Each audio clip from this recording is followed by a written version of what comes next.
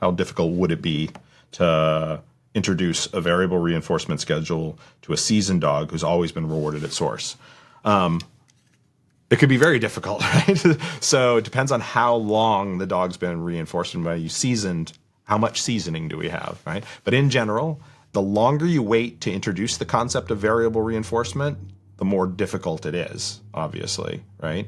And so because the dog's developed a strong expectation, and if you try to switch to variable further down the road, you get higher levels of frustration, and the dogs will offer other unwanted behaviors more than a dog that learned that a variable reinforcement or not being reinforced every time is a part of the process from relatively early in the work. Certainly when we're first starting out in teaching a new behavior, we're on continuous reinforcement, meaning I'm rewarding every repetition.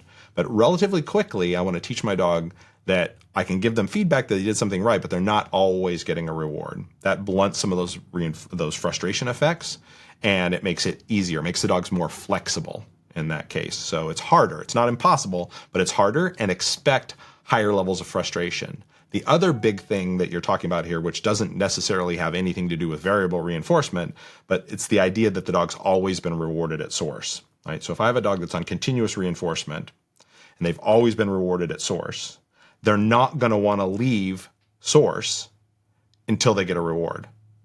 So adding variable reinforcement means, hey, good job, now we need to move on. They're not going to want to do that. They're like, you got to reward me, otherwise I stay here, right? Because they've only gotten rewards there. So one of the things that we do with our young dogs coming up in detection now is, we've talked about this extensively, and there's a lot, Cameron has a lot of information out there. There's a bunch of stuff, resources available, but we're using markers a lot to teach the dogs reinforcement in different places early on. They're rewarded at source. There's a cue for that. There's a rewarded back with a handler. There's a cue for that. We build in a cue when we're adding variable reinforcement. So tell the dog they did a good job, and now tell them to move on to the next search area, so that the dogs begin to accept moving away from source as a possibility if cued, without always getting reinforced there.